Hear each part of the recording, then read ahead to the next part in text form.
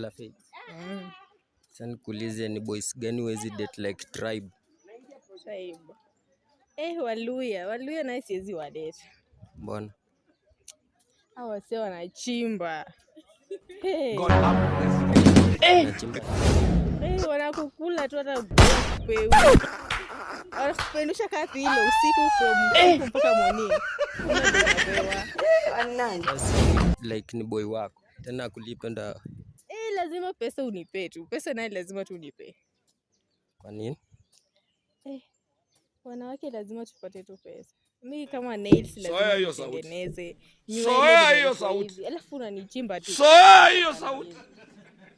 Like ni boy wako, si ati ni stranger. Lakini hata siwezi enda kwa Waluya in short. Waluya naye siwezi. Lakini si umesema like akuchimbe na kupedo. Lakini akwe tribe ingine lakini isiwe Mluya. Na Mluya afa akupedo. Sitaki hiyo do hata. Do yenye inaweza change life yako. Hadi ikuwe ni ngapi siwezi date Mluya. Sio kudate. Like kitu kaa one night stand hivi. Siwezi, sitaki kufa. Sitaki kufa mapema. Anakupea kitu kama like tuseme 500k. Hapo sasa sijui. Ujui sema tu. Hapo maybe tu kunini hit and run maybe. Basi ndio ndo nasema. Hapo naweza mpea chance. Bwana tu anipe hiyo pesa. Na ananipea kwanza. Anakupea kwanza. Like akupea nusu then after. Hakuna cha nusu. Tunamalizana kwanza. Ndio yeye aendelee na process yake.